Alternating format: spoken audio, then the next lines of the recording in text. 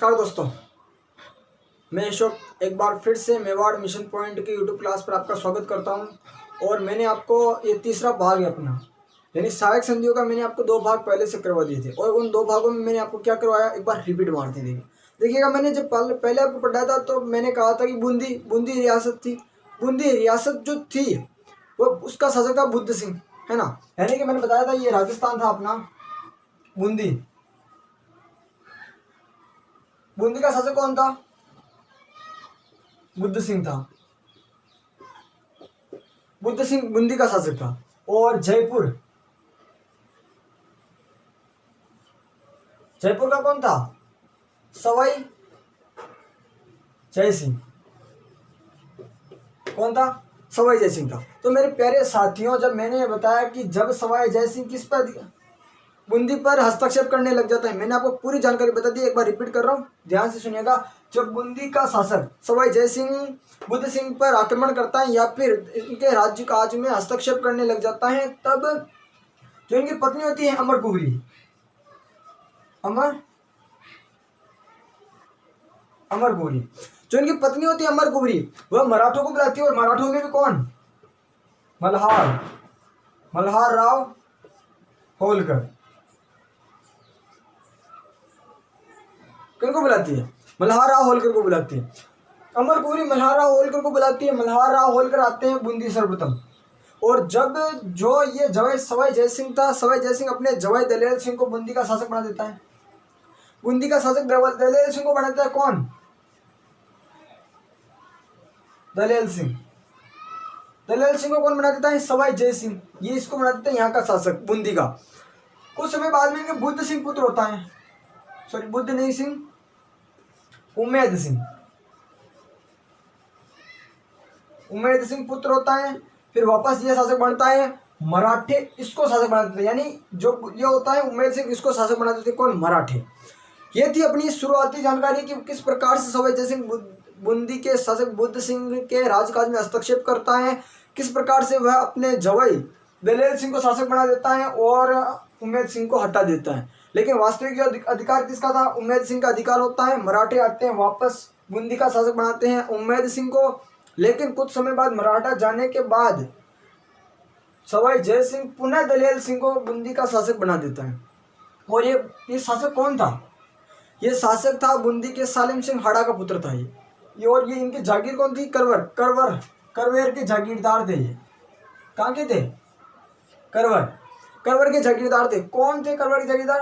दलेल सिंह। यानी इनके पिता थे, ये युवराज थे, जागीरदार थे नहीं थे, युवराज थे। तो मैंने ये आपकी जानकारी बताई। अब आगे देखते हैं अपनी कौन सी रियासतें थी, क्या कारण रहे होंगे संधि के, ये मैंने आपको बता दी। लेकिन जो रियासतें कौन कौन सी थी उनके बारे में, यानी महत्वपूर्ण तथ्यों के बारे में अपन आज जानकारी लेते हैं। तो देखिएगा,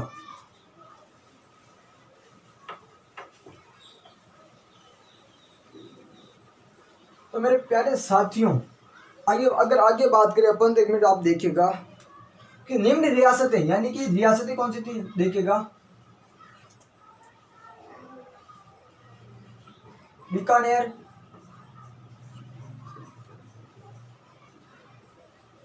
जैसलमेर, करौली,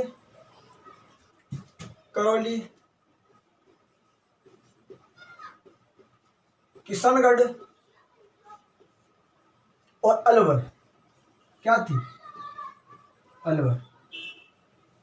तो मेरे साथियों, जो ये रियासतें थी ये कर नहीं देती थी। किनको कर नहीं देती? यानी कि मराठों को कर नहीं देती थी।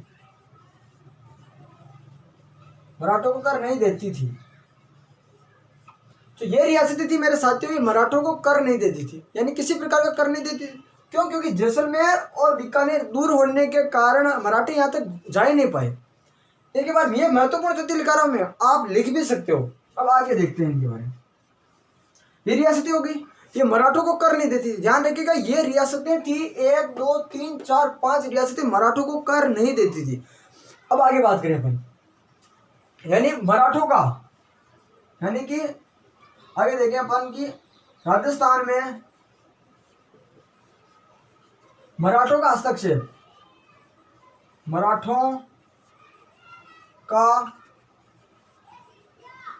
मराठों का जो हस्तक्षेप हुआ था, हस्तक्षेप बूंदी रियासत में हुआ। किसमें? बूंदी रियासत में। किसमें हुआ था?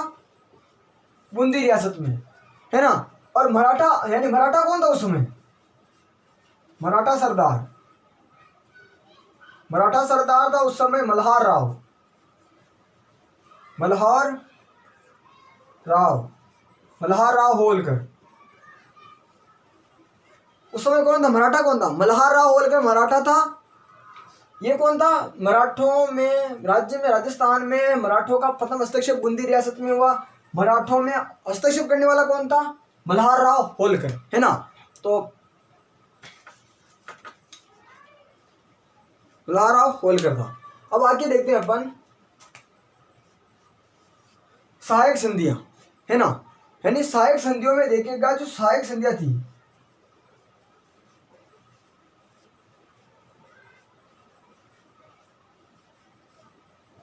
सहायक संधियां, सहायक संधियां है ना 1817 से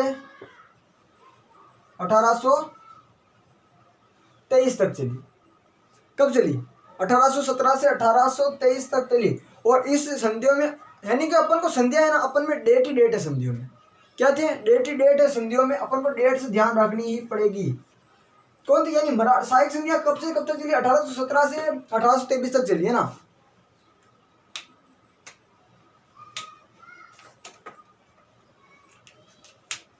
कब से कब तक चली? 1817 से। फिर आगे देखते हैं इनके बारे में और फैक्ट होता है। यानी मैं आपको जो तथ्य बता रहा हूँ, मैं आपको पूरी जानकारी दे चुका हूँ कि अगर आपने वो नहीं देखा है वीडियो, तो आप जो डिस्क्रिप्शन बॉक्स है उसमें मैं लिंक दे दूंगा उन दोनों वीडियो, दोनों सहायक संधियों का, और वहाँ से आप देख सकते हो। और मैंने आपको पहले पूरा समझा दिया है किस प्रकार से मराठों का हस्तक्षेप हुआ, किस प्रकार से जो रियासतें थी इन्होंने अंग्रेजों से संधि की। अब बता रहा हूँ मैं आपको महत्वपूर्ण तथ्य, एक बार और फिर इनको रिपीट मारूंगा, फिर समझा दूंगा, आगे देखिएगा। सहायक संधियां कब से? 1817 से 1800 कब तक चली? 1823 तक। यानी कि सहायक संधियां, अब है ना, अब बता रहा हूं मैं कि सहायक संधियां चली। अब कौन था, यानी कि गवर्नर कौन था उस समय? उस समय जी कौन था? जी था वारेन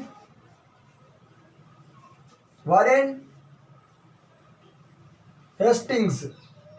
कौन था? और वारेन हेस्टिंग्स था। और ये वारेन हेस्टिंग्स तो जीजी था, गवर्नर जनरल। लेकिन इसकी तरफ जो संधि करने वाला था, संधि करवाता था, यानी इसका प्रमुख कौन था? इनका पीए कौन था? तो इसका पीए था मेटकोप। कौन था इसका पीए? कौन था इसका? जो पीए था वह था मेटकोप। बहुत खतरनाक व्यक्ति था ये मेटकोप। यानी कि मतलब इसको, मतलब कूटनीति का, मतलब बहुत कूटनीति आती थी इसको, इसलिए ये इसका क्या था? पीए था। आगे देखते हैं अपन। ये तो हो गया कि जीजी, उस समय जीजी कौन था? सहायक संधियों के समय जीजी था, वारेन हेस्टिंग्स। संधियां चली 1817 से 1823 तक। अब आगे अगर बात करें अपन, देखिएगा कि जो मराठे थे, मराठों ने सर्वप्रथम कर ना कर, यानी कि मराठों ने सर्वप्रथम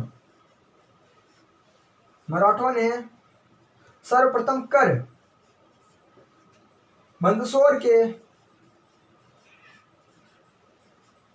मंदसौर मेवाड़ राज्य में आता था। ये मंदसौर किस में आता था? मंदसौर मेवाड़ राज्य में। मंदसौर में 1711 ही, बहुत सी बुक देखोगे अगर आप, तो आपको 1718 भी मिल जाएंगे, लेकिन 1711 में कर, यानी कि मराठों ने सर्वप्रथम कर कहां से लिया? कर मंदसौर में 1711 में लिया या वसूला। कहां से वसूला? मंदसौर से वसूला, 1711 में वसूला। और इस समय जो मेवाड़ के जो शासक थे, यानी अगर बात करें अपन, जो इस समय मेवाड़ के शासक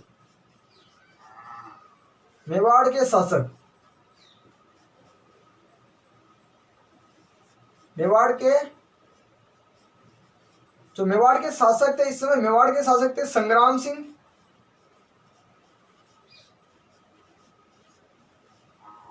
सिंह सेकंड। लीना। एक बार फिर से वापस और भी महत्वपूर्ण देते हैं, लेकिन इसके बारे में आगे भी चर्चा करें अपन, लेकिन मैं आपको एक बार फिर से समझा देता हूँ। देखिएगा, जो बीकानेर, जैसलमेर, करौली, किशनगढ़ और अलवर, ये राजस्थान की ऐसी रियासतें थी जिन्होंने अंग्रेजों से संधि की, पर मेवाड़ यानी किसको कर नहीं दिया, मराठों को कर नहीं देती थी। देखिएगा कि जो बीकानेर, जैसलमेर एक पूर्ण रियासतें थी, इनको तोपों की सलामी थी, लेकिन ध्यान रखिएगा किशनगढ़ को तोपों की सलामी नहीं थी।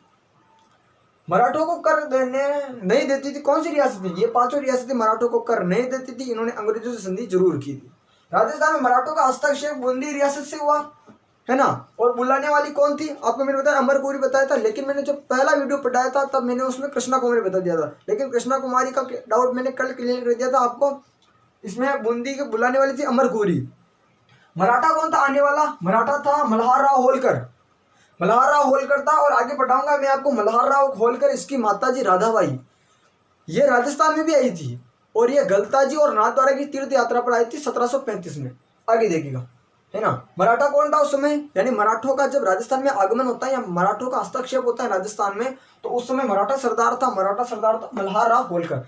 जो सहायक संधियां है, सहायक संधियां 1817 से 1823 मध्य चली, 1817 से 1823 के मध्य चली। और किस संधि ने, यानी कौन सी रियासत ने कम संधि की, आगे पढ़ेंगे अपन। और पूर्ण शर्तों के साथ किसने संधि की थी। जीजी कौन था, जीजी का होता है गवर्नर जनरल, और वारेन हेस्टिंग्स था गवर्नर जनरल, और इसका जो पीए था वह था मेटकोप। कौन था, मेटकोप था, और मेटकोप इसका खास पीए था। आगे बढ़ते हैं, मराठों ने सर्वप्रथम कर है ना, कहां से वसूला, मंदसौर से वसूला। और मंदसौर में भी कब, 1711 में। और उस समय मंदसौर था ना, मंदसौर आता था मेवाड़ राज्य का हिस्सा। और उस समय मंदसौर यानी मेवाड़ के जो शासक थे, मेवाड़ के शासक थे संग्राम सिंह। कौन थे, संग्राम सिंह सेकंड थे।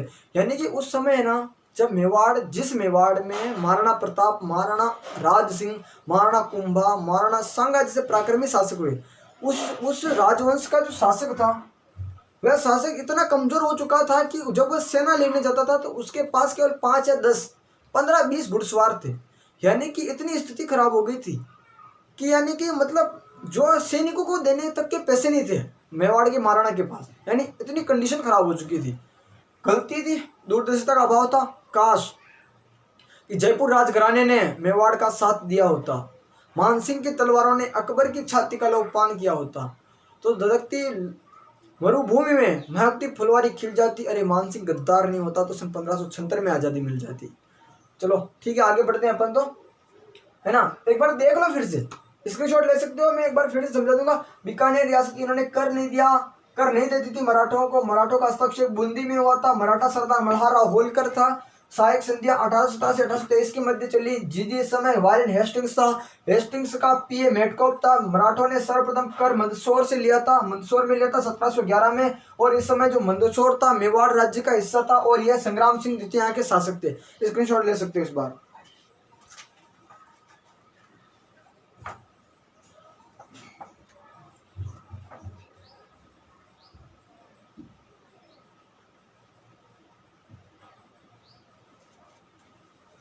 ले लिया होगा, आगे आगे बात करते हैं।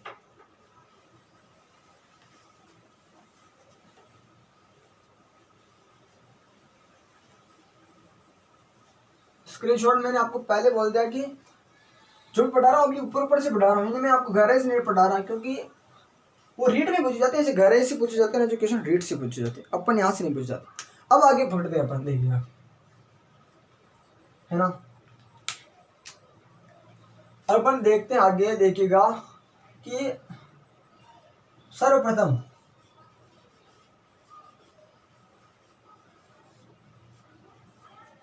मराठा सरदार, मराठा सरदार बाजीराव पेशवा, बाजीराव पेशवा की माता राधाबाई। कौन, राधाबाई कहाँ पे तीर्थ यात्रा पर आई थी, तीर्थ यात्रा पर आई। यानी राजस्थान में जो सर्वप्रथम मराठा सरदार था बाजीराव पेशवा, इसकी जो माताजी थी, इसकी माताजी सर्वप्रथम तीर्थ यात्रा पर आई थी और यात्रा में क्या थे, यात्रा में थे गलता जी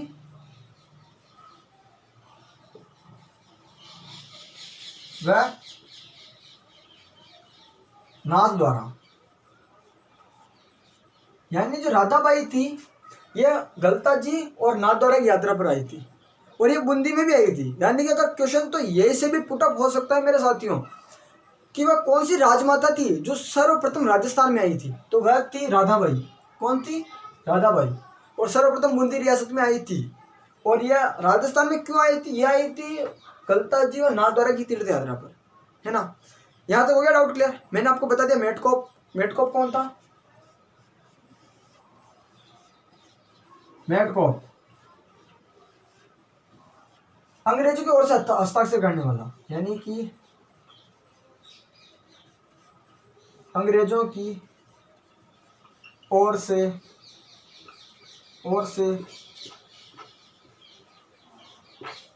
संधि पत्र पर हस्ताक्षर करने वाला, हस्ताक्षर करने वाला कौन था? मेटकॉप था, है ना। Doubt clear? ये कौन था? ये है था वॉरेन हेस्टिंग्स का पीए, है ना। अब आप बात करते हैं अपन, ये तो होगी संधियां, है ना, संधियां हो गई। अब 1818 की संधियां, यानी कि 1818 की संधियां, मैंने 1818 की जो प्रमुख संधियां थी वह कौन कौन सी थी देखिएगा।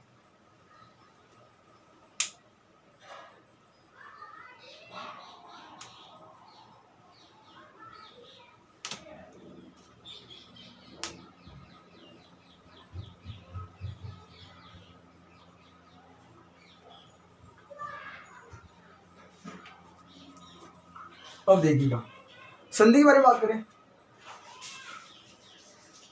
सर्वप्रथम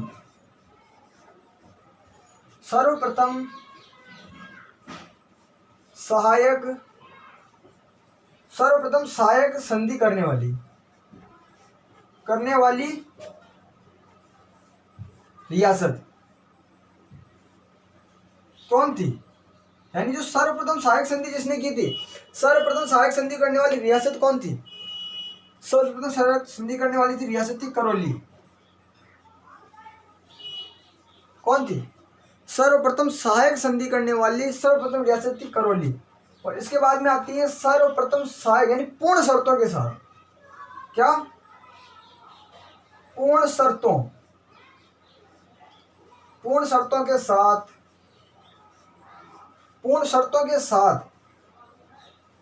सहायक,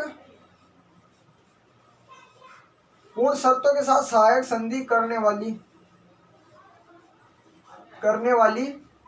रियासत कौन थी? कोटा।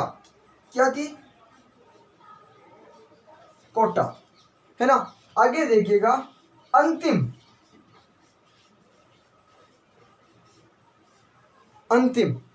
अंतिम सहायक संधि करने वाली कौन थी? सिरोही। कौन थी?